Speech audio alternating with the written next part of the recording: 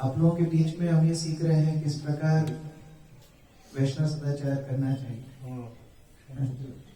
कैसे आप लोग सेवा का भाव रख रहे हैं, कैसे स्वागत सत्कार करते हैं, ये सब वैष्णव पद्धति है। पाश्चात्य पद्धति है कैसे सम्मान कम करना है, ये पाश्चात्य संस्कृति। कई बार हम लोग यह डिबेट सुनते हैं ईस्ट वर्सेस वेस्ट का, क्या पोशाक से पाश्चात्य या वैदिक संस्कृति की पहचान होती है, क्या बोलने चालने से होती है, क्या भाषा से होती है।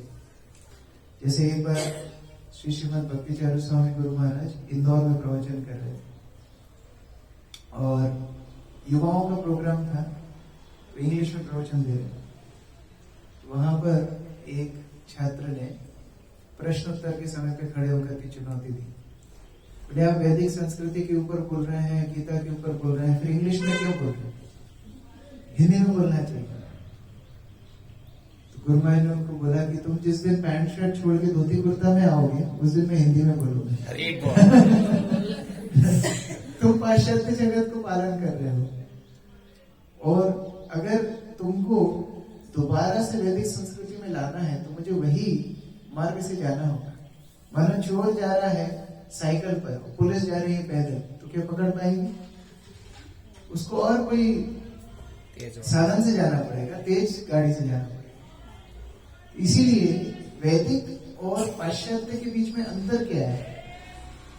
क्या ये अंतर शारीरिक या बाह्य आवरणों से देखा जाता है कि ये व्यक्ति बहुत अच्छा धोती कुर्ता पहनता है तो ये वैदिक है, भले वो धोती कुर्ता पहन करके 4 नियम तोड़ता है तो क्या वैदिक होगा? नहीं। ये पैंट शर्ट पहनता है, ये तो कोई भक्त हो ही नहीं सकता, तो क्या ऐसा संभावना है? नहीं। वैदिक मतलब है कैसे सम्मान की दृष्टि से सबको देखना, ये वैदिक सभ्यता है। जहां हम बचपन से देखते हैं कि सुबह उठने के बाद माता ने सिखाया था कि भूमि को प्रणाम करना है। हाँ? जो संस्कृति में भूमि को, पशुओं को, वृक्षों को, सामान्य जनता को, हर किसी को सम्मान देना सिखाया जाता हो, यह वैदिक संस्कृति। और क्यों हम सम्मान देते हैं? मैं आज तृतीय स्कंद से सुबह पढ़ रहा था। सुखदेव गोस्वामी बताते हैं महाराज परीक्षित को क्यों आपको सबको सम्मान देना चाहिए, क्योंकि ये सारा जगत भगवान के विराट रूप का ही अंग है। सारे देवी देवता भगवान के अंग है, सारी जीवात्मा भगवान के अंग है। इसीलिए हम दूसरों को सम्मान करते हैं। इसका एक और मतलब है, जब हमको कोई सम्मान दे तो भी हमको यही सोचना चाहिए कि हमारा वास्तव में सम्मान नहीं है, किसका सम्मान है? भगवान का सम्मान। जैसे हम कभी देखते हैं ना, किसी घोड़ा गाड़ी के ऊपर या हाथी के ऊपर भगवान के विग्रहों को ले जाया जाता है, सब लोग प्रणाम करते हैं, तो वो घोड़ा सोचने लगे कि देखो मेरा कितना अभी बोलबाला चल रहा है, कितना लोग मुझे सम्मान कर रहे हैं, तो उसकी गति कैसी होगी? जैसे विग्रह निकाल दिए जाएंगे उसको मार पीट के भगा दिया जाएगा। इसीलिए सम्मान किसका है? गुरु का सम्मान। हमारे जीवन में क्या उपलब्धि है? क्या हमारे जीवन में कुछ व्यक्तिगत अनुभव है कि भगवान से प्रेम है? क्या हमारे जीवन में? प्रभुपाद से शिष्यों ने पूछा था कि प्रभुपाद आपने क्या योग्यताएं हमारे अंदर देखी जो आपने आपको कृष्ण भावनामृत का ये उपहार प्रदान किया? प्रभुपाद बोले तुम्हारे अंदर कोई योग्यता नहीं थी कि मैंने तुम्हारी योग्यता बनाई है। गुरु और कृष्ण वास्तव में योग्य बनाते हैं। जैसे कोई फ्री में रोजाना दूध बांटता हो, किसी घर में खूब गाय हो, बोलता है रोजाना आप दूध लेकर के चले जाओ, तो क्या करना पड़ेगा? लोगों को लाइन में लगना पड़ेगा पात्र के साथ। पात्र जब होगा तभी तो दूध देगा। किसमें दूध देगा? कई लोग ऐसे निर्धन होंगे जिनके पास पात्र भी नहीं होगा, वो ऐसे ही पहुंच जाएंगे। उसको बोलते हैं बिना पात्रता। पात्रता मतलब जैसा पात्र जिसमें किसी वस्तु को दिया जाए। तो कई बार हमारी स्थिति ऐसी होती है कि हमारे अंदर वो पात्रता ही नहीं होती, फिर भी जो वदान्य लोग हैं, जो दानी लोग हैं, वो पात्र भी देंगे, दूध भी देंगे, दोनों देंगे। ये डब्बा भी लेके जाओ, प्रसाद भी लेके जाओ, दोनों लेके जाओ। ये होते महावदान्य। तो ऐसे श्रील प्रभुपाद ने पूरे विश्व को ये योग्यता दी कि हम कृष्ण भक्ति कर सकें। हम में से कितने लोग अपने जीवन में चैतन्य महाप्रभु को जानते थे इस्कॉन में जुड़ने से पहले? गौर नेताई के बारे में कोई जानते थे? माता जी आप बंगाल से हैं क्या? हाँ, बंगाल से इसलिए जानते हैं, नहीं तो राजस्थान में कौन चैतन्य महाप्रभु के बारे में जानता है? गौर नेताई के बारे में कोई नहीं जानता।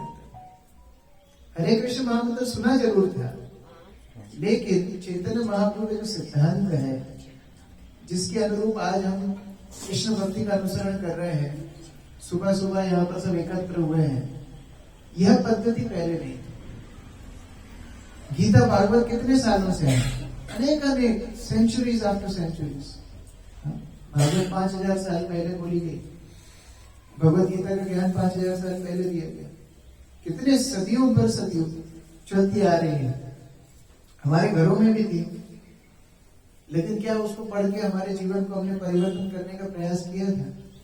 बहुत भागवत कथा सुनी हमने, बहुत सारे सत्रों में गए, बहुत जगह से गीता हमको भेंट में मिली, हमने लोगों को भेंट में दी, बहुत कुछ किया, लेकिन हमारे जीवन में परिवर्तन नहीं आया।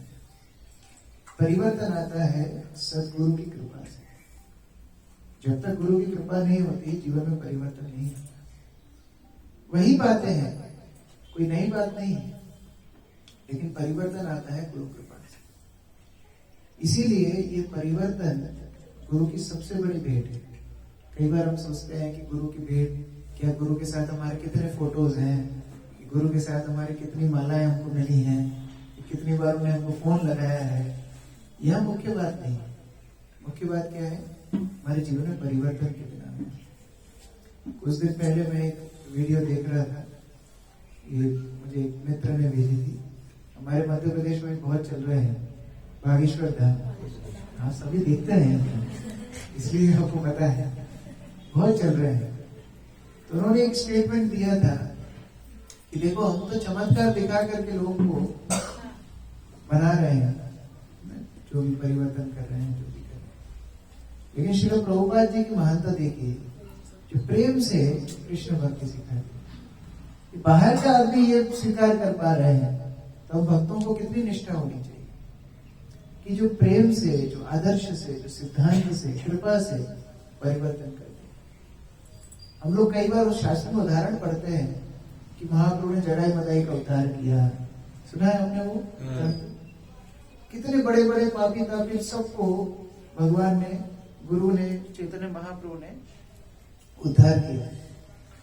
लेकिन क्या हम उनमें से एक उदाहरण नहीं है? क्या हम बहुत बड़े पुण्यात्माएं थे? हम स्वयं भी तो उदाहरण है कि हम कृष्ण भक्ति में आ गए, जब कर रहे हैं, बहुत बड़ा चमत्कार है। एक बार प्रभुपाद को किसी ने पूछा कि प्रभुपाद, इतने लोग भक्ति छोड़ के क्यों चले जाते हैं? बड़े आश्चर्य की बात है। प्रभुपाद बोलते, ये आश्चर्य की बात नहीं है, ये आश्चर्य की बात है कितने टिकते हैं, क्योंकि माया सतत प्रयास कर रही है हमको वापस खींचने के लिए। माया का आवरण क्या है? सबसे बड़ा आवरण है कि वो आपको बोलेगी कि भौतिक संसार अच्छा तो है, इसमें बुराई क्या है, इतनी जल्दी क्या है। जो भौतिकवादी लोग हैं उनको माया प्रलोभन देती है कि भक्ति मत करो, ये प्रलोभन देती है। लेकिन भक्त जो भक्ति में आगे बढ़ना चाहते हैं, उनको माया कैसे फंसाती पता है? उनको ये नहीं बोलेगी कि आप भक्ति मत करो, उनको ये बोलेगी इतनी मत करो, इतनी जल्दी क्या है, कल कर लेना, परसों कर लेना, बहुत समय तो पड़ा है।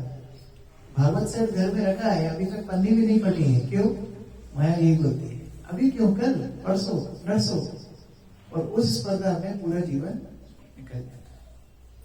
तो प्रभुपाद की, उनके अनुयायियों से क्या अपेक्षा थी, यह समझना चाहिए कि हमारे जीवन में सकारात्मक एक बदलाव आए, हम एक आदर्श बने अपने जीवन के लिए, अपने परिवार के लिए, अपने समाज के लिए, पूरे विश्व के लिए।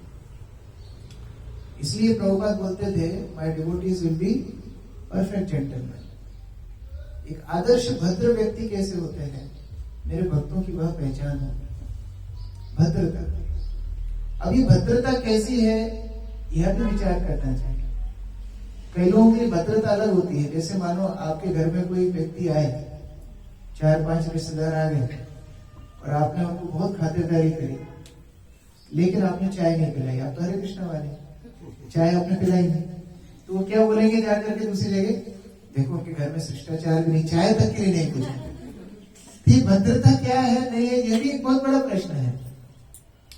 जैसे साउथ अफ्रीका में एक भक्त बता रहे थे, साउथ अफ्रीका नहीं, ईस्ट अफ्रीका में, उधर एक रिवाज है।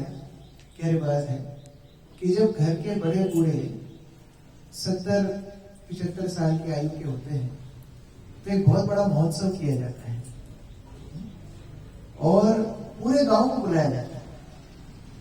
तो जिसका जितना प्रेम है उसके वरिष्ठों से, चाहे दादा हो दादी हो जो भी हो, उससे उतना ही बड़ा आयोजन करता है, उतना बड़ा खाने पीने का अरेंजमेंट, उतना ही बड़ा आयोजन, उतना ही ज्यादा लोगों का न्योता इस तरह दिया जाता है।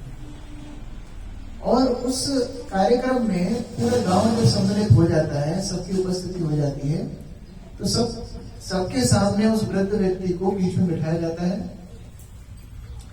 और उसको गर्म पानी में उबाला जाता है और फिर उसको सब लोग मिल बांट कर खा लेते हैं। ये सत्य बात बता रहा हूं, कोई ये नहीं है, काल्पनिक नहीं है, ये अफ्रीका की पद्धति है। तो जिसका जितना ज्यादा प्रेम है बुजुर्गों से, वो उतना ही बड़ा प्रोग्राम करता है, उतने ज्यादा लोगों को बांट करके उनको खिलाते हैं। मनुष्य मनुष्य को खा रहे। ये 12 स्कंदों में भागवत में लिखा है कि कलयुग का एक प्रतीक क्या, मनुष्य मनुष्य को खाएंगे। अब उनसे जाकर के आप बोलिए कि ये क्या कर रहे हो, तो बोलेंगे ये हमारी भद्रता है, ये हमारा नीति है, ये हमारा रिवाज है। हम पुराण और आप संहिता। सुना है नाम, सुना है नाम, ये पुराणों का नाम सुना है? हम पुराण नहीं, पुराण मैं जो बोल रहा हूं वही पुराण है, ये हम पुराण, ये कोई पुराण नहीं है, ये मन गढ़ंत बात है। और आप संहिता, आप जो बोलेंगे वो भी संहिता है। तो लोग इस नीति से चलते हैं। तो कई बार जब हम इस्कॉन में आते हैं तो हमें लगता है कि हम डिवोटी बन गए, ये बहुत बड़ा भ्रांति है। वास्तव में प्रभुपाद क्या अपेक्षा करते थे, यह थोड़ा सिद्धांत समझना चाहिए। प्रभुपाद अपने भक्तों से 5 अपेक्षाएं करते थे, ये आप लिख सकते हैं। 5 अपेक्षाएं प्रभुपाद अपने भक्तों से करते थे।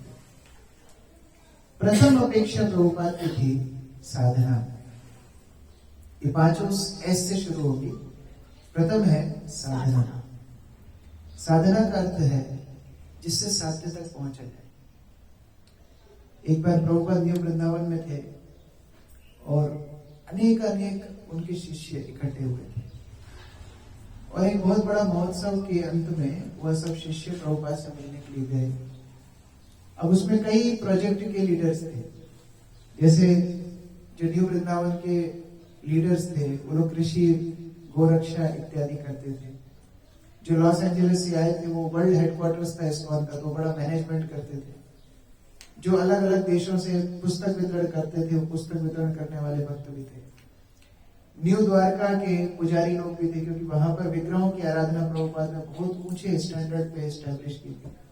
बहुत तरह के लोग थे। तो एक ने प्रश्न पूछा छूट करके, बोले प्रभुपाद आपको सबसे प्रिय क्या है?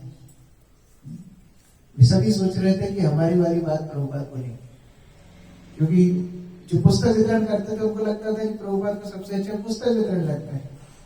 जो विग्रह आराधना करते थे उनको लगता है तो प्रभुपाद ने सिखाया तो विग्रह आराधना ही अच्छा लगता है। जो लोग मैनेजमेंट कर रहे थे उनको लगा हाँ प्रभुपाद तो बोलेंगे जीबीसी सबसे अच्छी सेवा कर रही है। तो अलग अलग लोग अलग अलग धारणाएं रखे हुए थे। तो प्रभुपाद सबको आश्चर्यचकित होकर के बोलते हैं, आध्यात्मिक गुरु तब प्रसन्न होते हैं जब हम अच्छे भक्त बनते हैं, हम कृष्ण से प्रेम करते हैं। ये आध्यात्मिक गुरु की सबसे बड़ी गर्व की बात होती है कि शिष्य जब अच्छा भक्त हो। देखिए हम ट्रेन में बैठ गए हैं, मान लीजिए आप एक ट्रेन में बैठे हैं, आपकी बोगी है B2। अभी B2 का नंबर सबसे लास्ट में है, पहले जनरल का डब्बा लगा है, फिर कुछ S1 S2 इस तरह करके फिर B2 लास्ट में। आपको क्या ट्रेन के अंदर भाग करके प्रथम डब्बे में जाने की जरूरत है? पूरी ट्रेन ही पहुंचने वाली है। तो भक्ति जीवन में स्पर्धा का कोई स्थान नहीं है।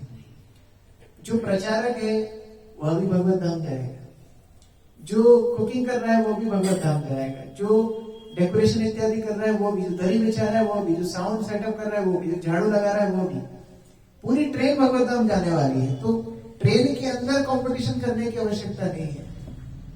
एक ही कंपटीशन है कि आप ट्रेन से बाहर ना जाए। और इसीलिए आध्यात्मिक जीवन में साधना का महत्व है। जो लोग प्रतिदिन साधना करते हैं वह लोग भक्ति में टिकते हैं। हाँ, गुरु कृपा से कुछ दिन चल जाएगा काम, लेकिन ज्यादा दिन नहीं चलेगा। ये मैं आपके लिए नहीं, मेरे लिए बोल रहा हूं।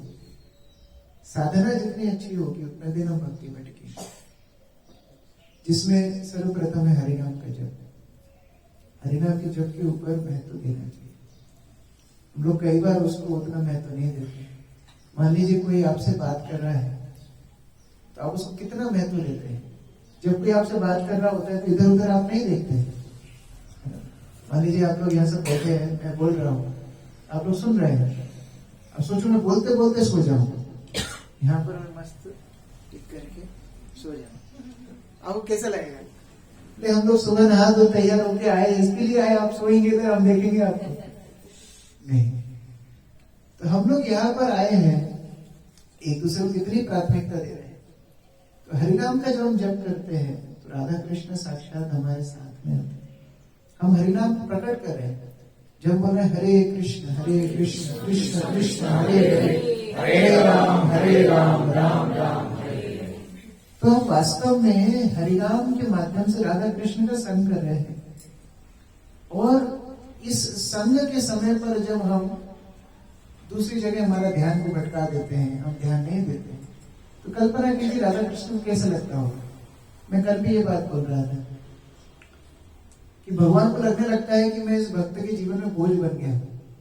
बेचारे को देखो कितना कष्ट होता है माला उठाने में, कितनी मुश्किल आती है जब करने में।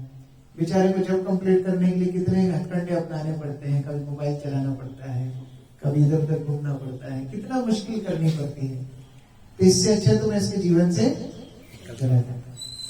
मानो कोई रिश्तेदार आपके घर में आए, आप उसको एक बोलते हैं ना घास भी ना डाले, बिल्कुल उसको बिल्कुल ही महत्व ना आए, तो दोबारा आपके घर में आएंगे नहीं आएंगे। इसलिए हम देखते हैं कि धीरे धीरे भक्त का जप बंद हो जाता है। असावधानी पूर्वक किया हुआ जप धीरे धीरे बंद हो जाता है। और जब जप बंद होता है तो भक्ति बंद हो जाती है। इसलिए आप देखेंगे कि कई बार जब हम प्रचार शुरू करते हैं कोई स्थान में, बहुत सारे लोग जुड़ जाते हैं। बहुत सारे शुरू में जब आप प्रचार करेंगे ना किसी नए स्थान में, हजारों लोग जुड़ जाएंगे। हमारे उज्जैन में भी जब प्रथम गुरु महाराज आए थे, संडे क्लास लेते थे तो 2,000 लोग संडे क्लास में आते थे। 2000। तब मंदिर भी नहीं था, एक कम्युनिटी हॉल था। हॉल के अंदर 2,000 लोग आते थे। लेकिन फिर जब एक मुश्किल होती है कि जब जप नहीं करते हैं तो फिर धीरे धीरे लुप्त हो जाए, आया राम गया राम। इसलिए जप को महत्व दिया गया है।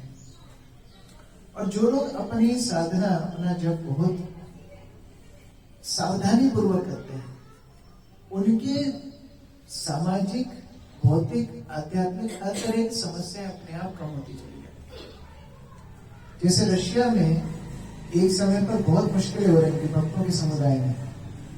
कई मनमुटाव, कई मुश्किलें, कई लड़ाइयां, आपसी विवाद, सब कुछ चल रहा है। वहां के लीडर बड़े परेशान हो गए, कैसे सुलझाओगे, तो उलझती जा रही है, कैसे सुलझाओगे। तो उन्होंने एक निश्चय किया कि अगले एक साल तक मैं हर रोज केवल हरिनाम के ऊपर प्रवचन दूंगा, केवल हरिनाम की महत्वता बताऊंगा।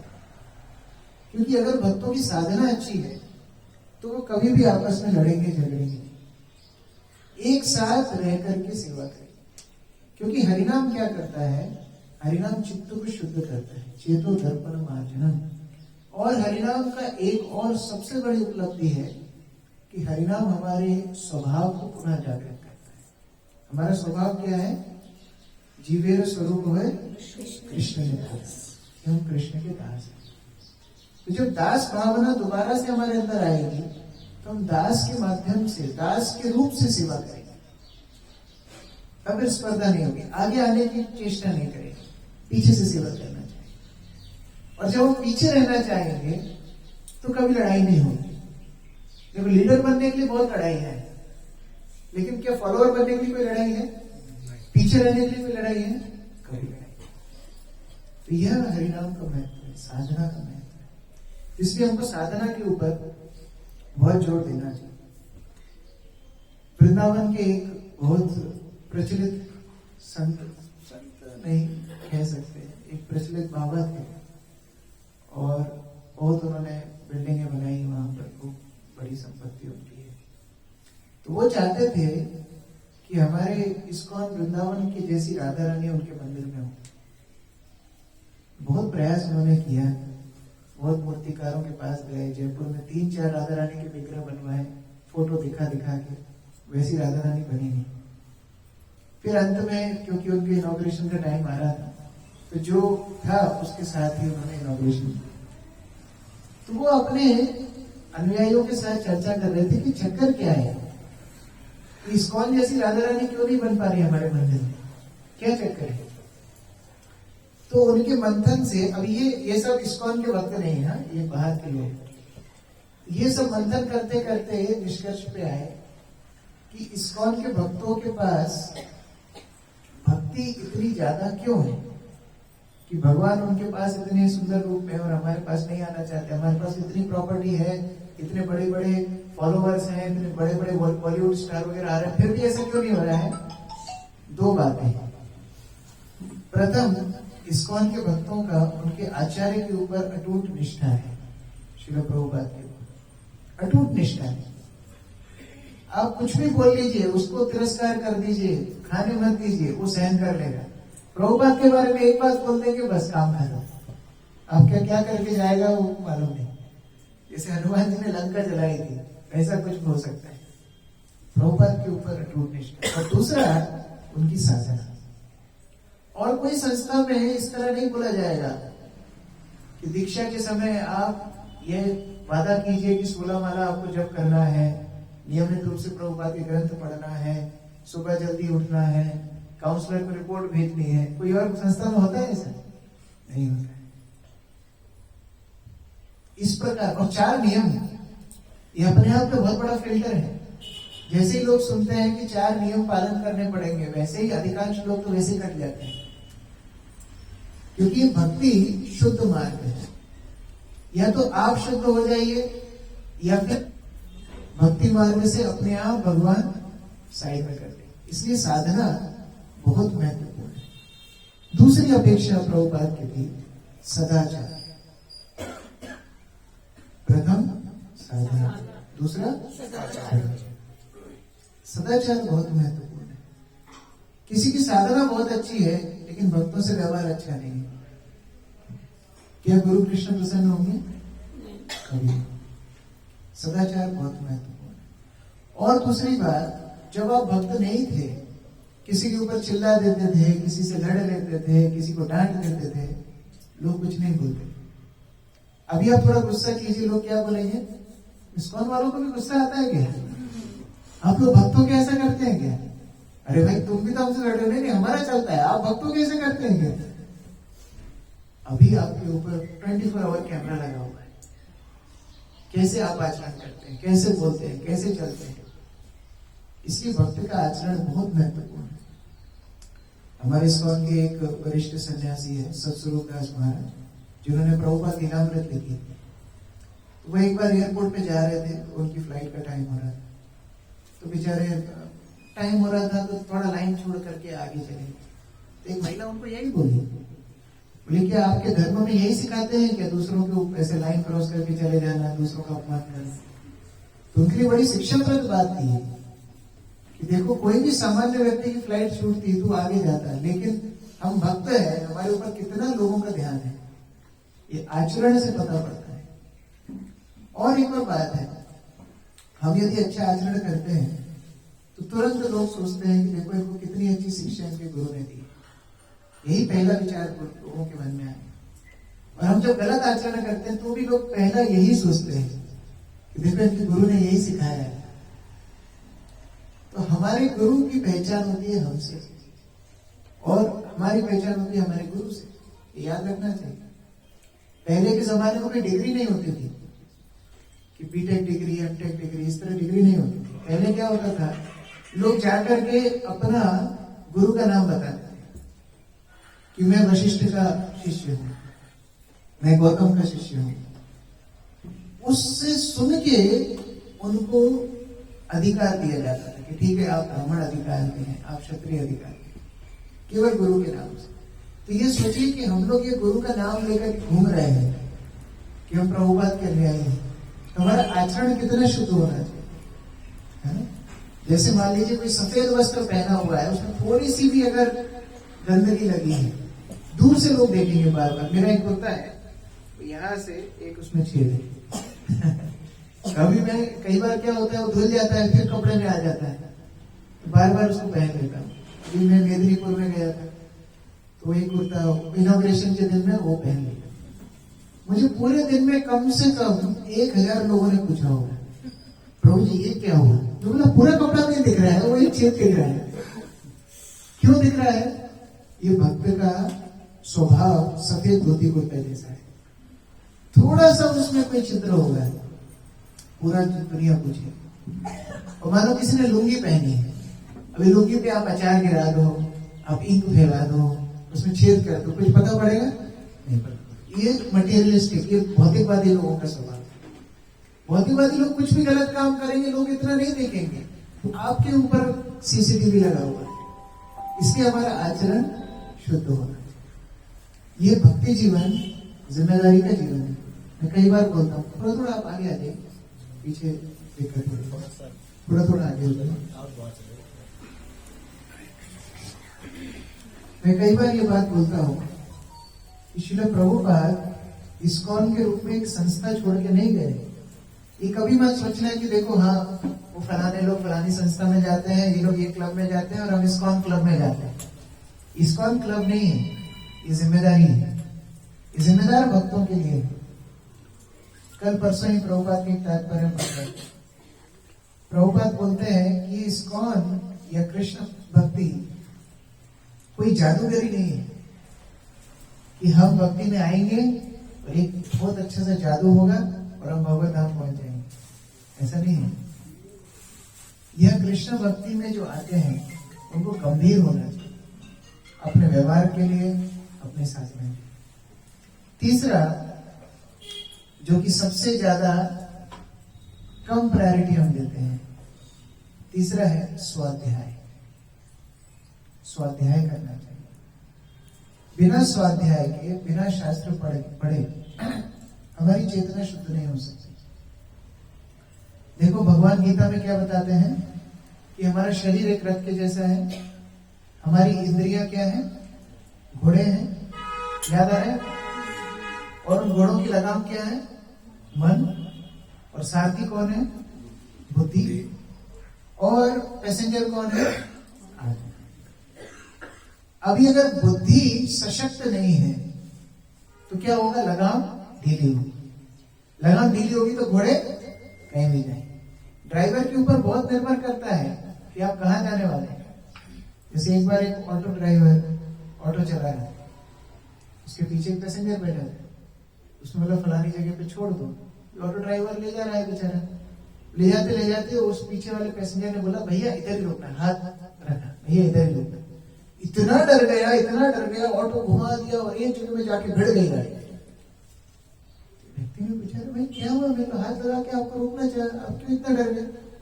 बोले पहले मैं मृतक वाहन चलाता था, मैं जो वैन में मुर्दों को ले जाता था, तो मेरा अभ्यास ऐसा है कि मैं मुर्दों को ही ले जा रहा हूँ, जब कोई हाथ रखेगा तो मेरा क्या होगा? तो डर गया।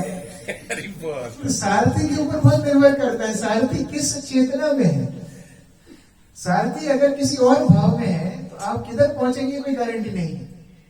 तो अभी क्या है, हमारी बुद्धि जो सारथी है वह बिल्कुल निम्नतर सोई हुई है। तो अभी कौन चला रहा है हमारी गाड़ी को? घोड़े ले जा रहे हैं जहां ले जा रहे हैं, इंद्रिया ले जाती है।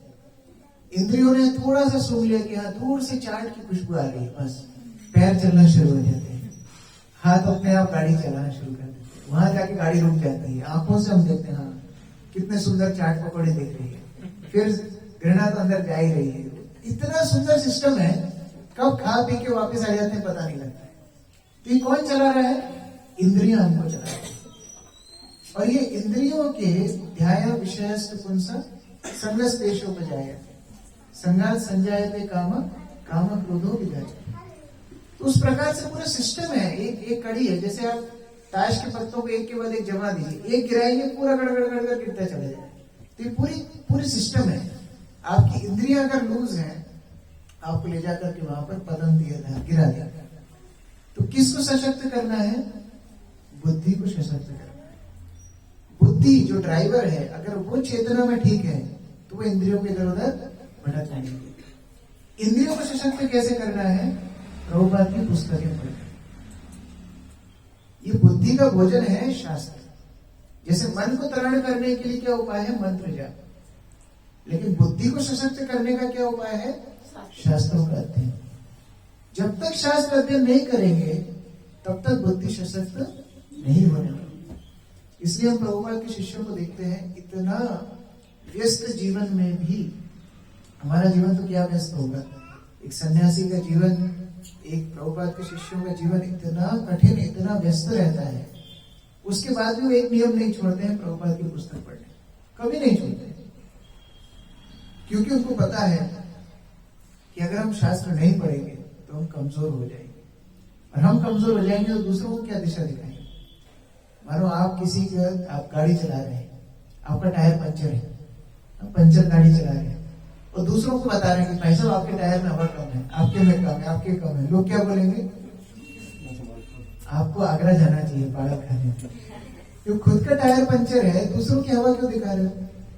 तो खुद की इतनी शक्ति नहीं है, खुद की भक्ति की 12 बजी हुई है, हम शास्त्र नहीं पढ़ते, फिर हम प्रचार कैसे करेंगे?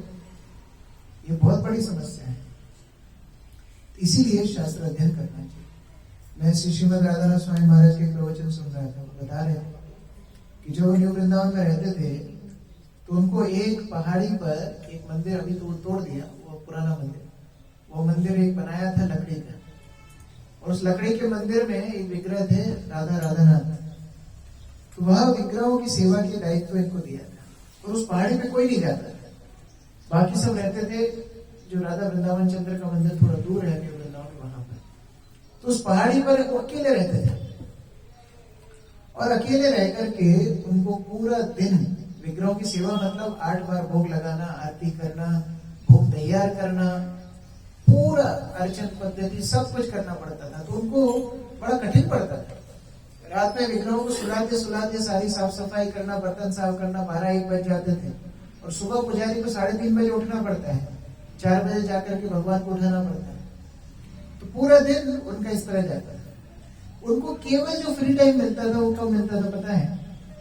जब भोग की प्लेट रख दी, और भोग की प्लेट रखने और उठाने के बीच में जो 10 मिनट का टाइम होता है, जो कि हम देते नहीं है, मतलब तुरंत उठा लेते हैं। ऐसा लगता है भगवान है प्रसाद मेकिंग मशीन, जैसे एटीएम होता है ना, कार्ड डालो, नंबर दबाओ, पैसा निकालो। ऐसी भोग की प्लेट रखो, मंत्र बताओ, उठाओ। बच्चों को लेट हो रहा है, टिफिन में डालो, किसी को दुकान जाना है उसे प्लेट में डालो, तुरंत। इस प्रकार से हमारी ऑफरिंग होती है। लेकिन जो विग्रहों की ऑफरिंग होती है वो ऐसी नहीं होती। विग्रहों की ऑफरिंग में 10-15 मिनट वहां पर भोग रखा जाता है, तो उनको उतना ही समय मिलता था। अभी 6-7 बार जो ऑफरिंग करते, उधर 10 मिनट का टाइम उनको मिलता था। अब उसमें हमारे जैसा व्यक्ति होता है जो 3 घंटे सोया हो, 4 घंटे सोया हो, तो वो क्या करेगा? 10 मिनट में थोड़ा सा बोले कमर पीठ सीधी कर लेता है। लेकिन महाराज उसमें किताब पढ़ते थे, प्रभुपाद की पुस्तकें पढ़ा करते थे, और उनको पढ़ते पढ़ते नींद आती तो चल के पढ़ते थे, चलते चलते भी नींद आती थी तो भाग करके पढ़ते थे। फिर उन्होंने सोचा कि अरे कोई दूसरा व्यक्ति साथ में होता तो पढ़ने में आसानी होती। अब कौन दूसरा व्यक्ति वहां पर मिलेगा? तो वहां नीचे एक बलराम था। बलराम पता है कौन था? वहां पर एक बैल था नीचे। तो बैल को उन्होंने अपना मित्र बना लिया। तो बैल को पास में खड़ा करते और उसके सामने भागवत पढ़ते हैं। तुम बलराम जी हम तुमको पढ़ के सुनाएंगे, तुमको समझ में आए तो हूं करना। तो बलराम की आवाज सुन के प्रोत्साहन लेते थे पढ़ने के। कितनी श्रद्धा है पुस्तक पढ़ने की। क्या हमारे साथ ऐसी परिस्थिति है? नहीं। हमारे पास समय है? थोड़ा बोलो है? बोलने से डरते हैं कि बोल दिया पढ़ना पड़ेगा। अपने आप को टारगेट देना चाहिए। जब भी आप प्रभुपाद की कोई पुस्तक को उठाएं, जैसे मानो आपने एक पुस्तक उठाई पूर्ण प्रश्न पूर्ण उत्तर, है ना? अब उसको आपने देखा कि इसमें 80 पेज है, ठीक है? आप अपने आप को एक टारगेट दे लीजिए कि मैं रोज 8 पन्ने पढ़ूंगा, ये 4 पन्ने पढ़ूंगा। 80 पेज है, 4 पन्ने रोज पढ़ेंगे तो कितने दिन लगेंगे?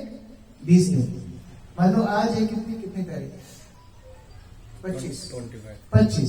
तो 25 में 20 दिन जोड़ करके वो किताब के अंत में डेट लिख लीजिए कि ये डेट तक मुझे ये किताब पढ़नी है। अपने आप को टारगेट नहीं देंगे तो कभी भी प्रभुपाद की पुस्तक नहीं पढ़ना। फिर दूसरी पुस्तक लीजिए, फिर तीसरी पुस्तक लीजिए। इस शास्त्र अध्ययन से कृष्ण के प्रति अनुराग आएगा। सिद्धांत बलिया चित्ते ना करो आलस, यहाँ होते कृष्ण लागी सुदृढ़ मन। इस सिद्धांत समझने के लिए, पढ़ने के लिए कभी आलस नहीं करना। शास्त्र पढ़ने से कृष्ण के प्रति अनुराग आएगा। इसलिए हम देखते हैं कि सालों साल बाद भी हमारी प्रगति नहीं होती है। क्यों प्रगति नहीं होती है? हम शास्त्र नहीं पढ़ रहे। तो दैनिक रूप से एक नियम बना लीजिए, जैसे 16 माला का नियम है वैसे नियम बना लीजिए। मैं प्रभुपाद की पुस्तक पढ़े बिना नहीं सोऊंगा। रात में सोने के पहले 5 मिनट पढ़ लीजिए, लेकिन रेगुलरिटी बहुत इंपॉर्टेंट है, रोज पढ़ना। तो क्या क्या बताया हमने? पहला साधन, दूसरा तीसरा, अभी चौथा सेवा। सेवा भी बहुत महत्वपूर्ण है, क्योंकि इतनी साधना, इतना सदाचार, इतना स्वाध्याय करने के बाद अपच हो जाएगी। हम सोचते हैं कि हम तो बहुत अच्छी भक्ति कर रहे हैं, अहंकार बढ़ सकता है। तो उस अहंकार का दमन करने के लिए क्या करना चाहिए? सेवा करनी चाहिए। प्रभुपाद सेवा पे बहुत बल देते थे। एक बार एक भक्त वृंदावन मंदिर के गेट पर खड़े होकर के बड़े बड़े श्लोक बोला करता था। रोजाना नए नए पढ़ के आता था, और उस समय सब विदेशी भक्त थे, इतने श्लोक तो जानते नहीं थे। तो रोजाना नए नए श्लोक पढ़ के आता। प्रभुपाद जब प्रातःकालीन शहर में जाते तो बड़े श्लोकों को पढ़ता था। प्रभुपाद ने एक दिन देखा, दूसरे दिन देखा, भक्तों लगा प्रभुपाद बड़े प्रसन्न है इसकी सेवा से। तीसरे दिन प्रभुपाद के सामने जाकर खड़े हो गए। भक्तों लगा पक्का माला मिलने वाली है इसको। प्रभुपाद ने माला तो नहीं दी, दूसरा कुछ दिया। प्रभुपाद बोले डू समथिंग प्रैक्टिकल, कुछ प्रैक्टिकल करो। ये खड़े होके क्या कर रहे हो यहाँ पर? ये देख रहे हो पानी पड़ा है, इसको साफ करो। प्रभुपाद चाहते थे कि हमारी भक्ति का ज्ञान कोरा ज्ञान ना रहे। हमारी भक्ति का ज्ञान केवल एक तार्किक विषय ना रहे कि हाँ प्रभु जी मैंने ये पुस्तक में ये पढ़ा था, ये किया था, वो किया था, और सामने प्रसाद बांटने वाला कोई नहीं। ऐसा नहीं होना चाहिए। सेवा लेना चाहिए। जो जिम्मेदारी लेता है उसको कृष्ण चेतना में आसक्ति हो जाती है। जैसे मैं पहले भी आपके साथ शायद बताया कि नहीं, मेरी सिस्टर की एक डॉटर है। तो मैं कई बार सोचता हूँ, जब मैं जाता हूँ घर पर, तो छोटी सी है तो प्रेम आता है, उसको मैं कभी गोदी में लेता हूँ। 5-10 मिनट से ज्यादा नहीं ले पाता। क्यों? 3 साल की हो गई है, वजन भी है, कितनी देर लेंगे? 5-10 मिनट से ज्यादा थोड़ी ले पाएंगे। लेकिन माता पूरे दिन लेकर के घूमती है। क्यों? प्रेम है। आप बोलेंगे क्या अभी 10-15 किलो का बच्चा क्यों उठा रहा है? चलने दो उसको अपने आप। क्यों उठा करके घूमते हैं? अच्छा पिताजी नहीं लेते हैं? रात में अगर बच्चा रोता है, कितने पिताजी रात भर जागते हैं? नहीं जागते हैं। माता पूरी रात जागती है। क्यों जागती है? पेट में रखा है 9 महीना। वो प्रेम माता का जितना है पिता का नहीं हो सकता, किसी कारण से भी नहीं हो सकता, क्योंकि उन्होंने पेट में 9 महीना जो सैक्रिफाइस किया है रख करके, जो दर्द झेला है, वो पिता ने नहीं दिया। तो कृष्ण भावना में आसक्ति किसकी होगी? जो थोड़ा कष्ट सहेगा कृष्ण सेवा के लिए, जिम्मेदारी उठाएगा। जिसने जिम्मेदारी उठाई नहीं, सेक्रीफाइस किया नहीं, उसको क्या लगेगा? ये लोग क्यों पुस्तक को उठा करके घूमते रहते हैं? इससे अच्छा तो दुकान वालों को कमीशन में दे दो, अपने आप बढ़ जाएंगे। ये सस्ते आइडिया किसको आते हैं? इसको जिम्मेदारी नहीं उठाना। जो भगवान की सेवा के लिए हिम्मत करता है, कष्ट उठाता है, उसको आसक्ति होती है। और देखिए, जो इस प्रकार भगवान के लिए कार्य करने का प्रयास करता है, भगवान फिर उसके लिए जिम्मेदारी लेते हैं। जैसे पूरे भारतवर्ष में सबसे ज्यादा मंदिर किसके हैं? किसके हैं? कृष्ण के नहीं है, शिव जी के हैं और हनुमान जी के हैं। क्यों है? दोनों भगवान के भक्त हैं। शिव जी कौन है? वैष्णवानाम यथाशक्ति। जो काम कोई नहीं करना चाहता है, भगवान शिव करते हैं। क्यों? भूत प्रेत पिशाच जितने भी तामसिक लोग हैं, जिनको सबने छोड़ दिया है, सांप को आप देखेंगे, आप क्या करेंगे? मार देंगे। बिच्छू को आप देखेंगे, क्या करेंगे? जिनको सबने छोड़ दिया है, भगवान ने बोला इनका कौन देख रेख करेगा? भगवान शिव बोलते मैं देख लूंगा। इसका मतलब जो सेवा कोई नहीं करना चाहता है, भगवान शिव करते हैं। समुद्र मंथन में हलाहल निकला, सभी देवी देवता असुर सब तैयार थे, क्या निकलेगा? मैं झपटूंगा, मैं झपटूंगा। सबसे पहले क्या निकला?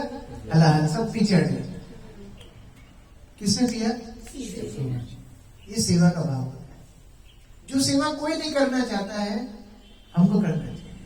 मैं जिम्मेदारी लूंगा। चलो कोई नहीं कर रहा है, मैं जिम्मेदारी लूंगा। और जब हम ऐसी जिम्मेदारी लेते हैं, कृष्ण ये यथामाम प्रपद्यते, कृष्ण उसको उसी तरह स्वीकार करते हैं। ये सोचना चाहिए कि कृष्ण का कृपा प्राप्त करने का ये सुअवसर हमको मिल रहा है। हनुमान जी भगवान राम के प्रधान सेवक, जो काम कोई नहीं कर पाएगा, हनुमान जी कर देंगे। वो क्या नहीं थे? वो वैद्य थे, वो पोएट थे, वो शक्तिशाली योद्धा थे, वह सांत्वना देने वाले मित्र थे। जो सेवा बोलेंगे, हनुमान जी करने के लिए तैयार। इसीलिए प्रधान सेवक। तो भगवान से ज्यादा आराधना उनके भक्तों की होती है। क्यों? क्योंकि उन्होंने जिम्मेदारी ली। तो यदि हमको भी उस प्रकार से भगवत भक्ति में आगे बढ़ना है, तो चौथा सिद्धांत क्या है? सेवा। सेवा में मन लगाना चाहिए। जो भक्त सेवा नहीं करता है, उसका आध्यात्मिक जीवन उतना उज्जवल नहीं है। और पांचवा, जो आखिरी अपेक्षा तो बात की है, वह है संग, साधु संग। पहला क्या बताया था? साधना। दूसरा तीसरा चौथा पांचवा साधु संग। साधु संग से भक्ति शुरू होती है, साधु संग से भक्ति टिकती है, और साधु संग से भक्ति पक्का होकर के भगवत धाम तक जाती है। साधु संग के बिना अगर कोई अपेक्षा करता है कि हम भक्ति में आगे बढ़ जाएंगे, तो वह मूर्खता में है, अंधकार में है। कई बार हमको लगता है यूट्यूब पे तो हम लेक्चर सुन ही रहे हैं, क्या है, संग तो चल ही रहा है। जब आप प्रत्यक्ष रूप से, व्यक्तिगत रूप से भक्तों के साथ आकर के इस तरह बैठते हैं ना, एक ऊर्जा मिलती है। ये भक्त संग में भगवान की अंतरंग शक्ति, एक ऊर्जा मिलती है। वह ऊर्जा से भक्ति पोषित होती है। तो हमको इसलिए भक्तों के संग में आकर के भक्ति करना चाहिए। मैंने सुना यहाँ पर सेंटर पे अभी सुबह कार्यक्रम शुरू हुआ है, मंगला आरती होती है, मॉर्निंग प्रोग्राम होता है। इस तरह हफ्ते में आप लोग मिल करके प्रोग्राम भी करते हैं, रविवार को भी कार्यक्रम होता है। प्रयास कीजिए मिस ना हो, प्रयास कीजिए कम से कम रविवार के दिन मिस ना हो। जितना दिन जा सकते हैं मंगला आरती भी जाना चाहिए। ग्रस्त लोगों की एक समस्या है, क्या समस्या है बताएं? वो हमेशा बिजी है, हमेशा बिजी है। लेकिन एक अच्छी बात भी है। मैं कल आश्रम में प्रवचन दे रहा था, कुछ ब्रह्मचारी, कल नहीं परसों आने के पहले कुछ ब्रह्मचारियों को बता रहा था कि ग्रस्तों की एक खासियत है। क्या खासियत है? वो बिजी तो है, लेकिन उस बिजी में जितना लोड डालोगे ना, सहन कर लेंगे, चला लेंगे। आप ब्रह्मचारियों का ऐसा नहीं है, थोड़ा बिजी होगा ना, वो शेड्यूल बंद करते हैं।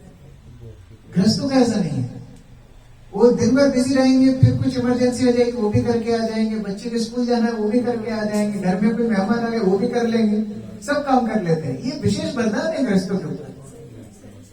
तो सही तो है, लेकिन उसको करना क्या है? उसमें दैनिक रूप से भक्त संग जोड़ना है। बिजी तो हम पूरा लाइफ रहेंगे, कभी ऐसा टाइम आएगा नहीं कि अभी हम पूरा फ्री है। गोपिका मोहन प्रूफ फ्री हो गए क्या? नहीं बचे। ये तो भी बोल रहे थे कल की अभी सब कुछ आशीष फ्लो रागा प्रो संभालते, लेकिन फिर भी फ्री कभी ग्रस्त हो ही नहीं सकते।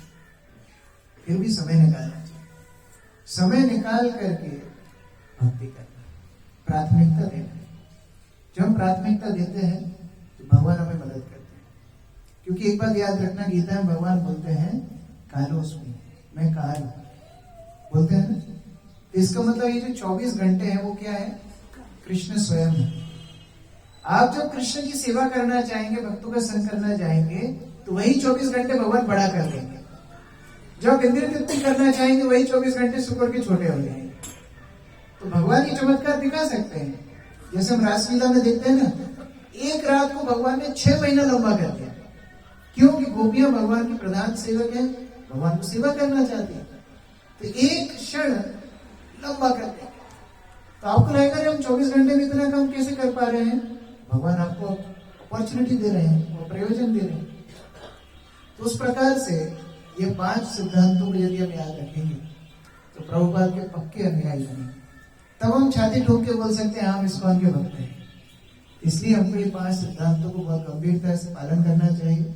आप लोग अपने कमरों में लिख के भी रख सकते हैं कि 5 सिद्धांत हमको हमारे जीवन में पालन करना। हरे कृष्ण। जगत गुरु श्रील प्रभुपाद की, समवेत भक्त वृंद की, ग्रंथ राष्ट्रमंड भागवतम की।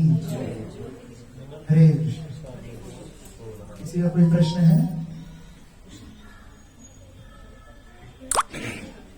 कोई प्रश्न? सीकर के भक्तों कोई प्रश्न नहीं होता है।